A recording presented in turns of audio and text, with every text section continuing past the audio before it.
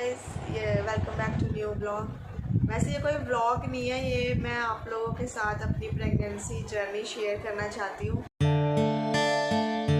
मेरा मतलब C section हुआ है, दोनों मेरे दो बेबीज़ हैं, एक 3 इयर्स का और एक अभी 3 मंथ्स का है।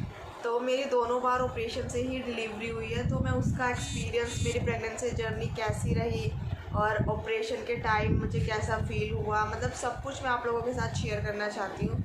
तो प्लीज़ वीडियो एंड तक देखना, आपको नॉलेज भी मिलेगी। और तो गाइस, सबकी प्रेगनेंसी अलग अलग होती है, किसी को कुछ कॉम्प्लिकेशंस होते हैं, किसी को कुछ होते हैं।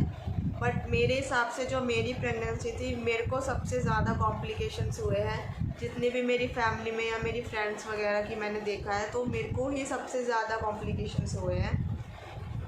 के साथ जो मेरी सेकंड प्रेगनेंसी है उसका मैं शेयर करना चाहूँगी, क्योंकि फ़र्स्ट में मेरे को इतनी प्रॉब्लम्स नहीं हुई थी, बस वॉमिटिंग हुई थी।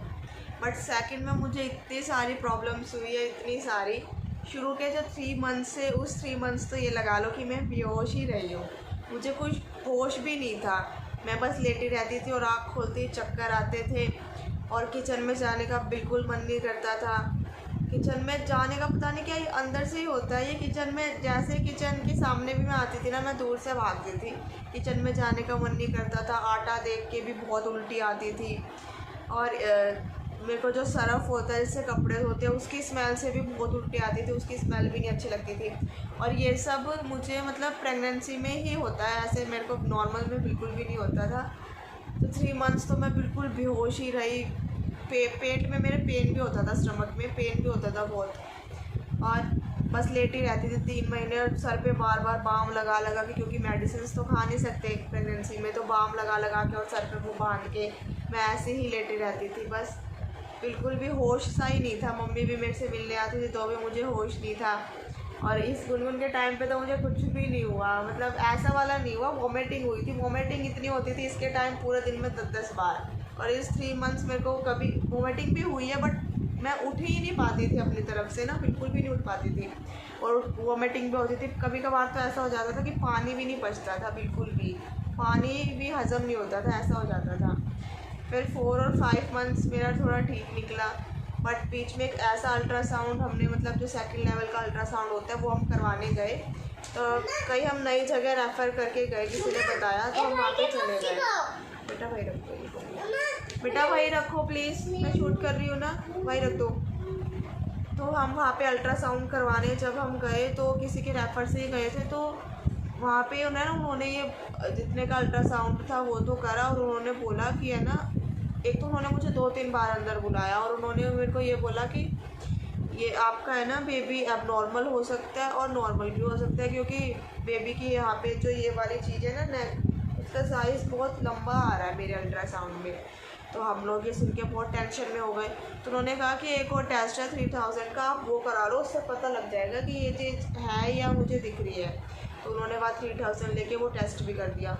फिर भी उन्होंने इतनी बड़ी बात कह दी थी कि बेबी आप नॉर्मल भी हो सकता है, नॉर्मल भी। तो फिर हम दोनों इतने ज़्यादा टेंशन में आ गए थे, फैमिली वाले भी टेंशन में आ गए थे कि ये इन्होंने कितनी बड़ी बात कह दी। फिर हमने 2 जगह और अल्ट्रासाउंड कराया, जहाँ मेरा गुनगुन के टाइम पे ही हुआ था, वहाँ पे करवाया। उन्होंने कहा कि बिल्कुल ठीक है। एक जगह और करवाया, उन्होंने कहा नहीं बेबी तो बिल्कुल ठीक है। तो जहाँ हम वहाँ पे गए थे पहले, उन्होंने गलत रिपोर्ट बता रहे थे, क्योंकि उनको और जो बाद में टेस्ट कराया उनको वो पैसे भी अपने मतलब ऐड में थे उनको वो पैसे भी, इसलिए उन्होंने वो वाला टेस्ट भी मेरा करवा लिया वहाँ पे। तो बेबी बिल्कुल ठीक था। और फिर मेरा आया 3rd लेवल। तो 7th मंथ में क्या हुआ, मेरे को पेन स्टार्ट हो गए। मैं 2 बार एडमिट हुई, और तो एडमिट होने के बाद भी मेरे पेन्स मतलब नहीं रुक रहे थे। मतलब पेन स्टार्ट हो गया, एडमिट करा, इंजेक्शन्स दवाइयाँ दी, तो 2 बार एडमिट हुई, तब तो रुक गए। तो ऐसे ऐसे चलता रहा। फिर डॉक्टर ने मुझे बिल्कुल बेड रेस्ट बोल दिया कि बिल्कुल बेड रेस्ट करो, क्योंकि जो बेबी का ओरनाल है वो भी मतलब नीचे की साइड ही है, तो आपको बिल्कुल बेड रेस्ट करना है। तो फिर मैंने बिल्कुल बेड रेस्ट ही करा। थोड़ा बहुत, मतलब थोड़ा बहुत ही करती थी काम, बिल्कुल भी हैवी साफ़ सफाई और ये सब मैंने कुछ भी नहीं करा। तो उसके बाद फिर, और एक बात और, मुझे जब से मैं प्रेग्नेंट हुई थी, शुरू से लेके एंड तक, जब तक बेबी नहीं हो गया, मुझे ऐसी क्या करा है बेबी, जब से मतलब बिल्कुल एंड तक, जब तक बेबी नहीं हो गया तब तक मुझे खांसी रही। मेरा डॉक्टरों ने टीबी का टेस्ट कर लिया, कोरोना का टेस्ट कर लिया इतनी बार कि कभी कोरोना ना हो गया और टीबी ना हो गया, बट कुछ भी नहीं था। फिर आखिर में डॉक्टर ने यही कहा कि ये प्रेगनेंसी के ही सिम्टम्स की वजह से आपको खांसी हो रही है, एलर्जी वाली। गुनगुन के टाइम पे भी थी, बट इस टाइम इतनी ज़्यादा मुझे खांसी हो गई थी कि जो ये पसलियाँ होती है दोनों साइड की, ये भी, इन पे भी स्वेलिंग आ गई थी, क्योंकि बहुत खांसी होती थी, बहुत ज़्यादा खांसी, पूरा दिन खांसी खांसी, बहुत ज़्यादा खांसी होती है मुझे प्रेगनेंसी में। गुनगुन के टाइम थी, इस टाइम बहुत ज़्यादा थी।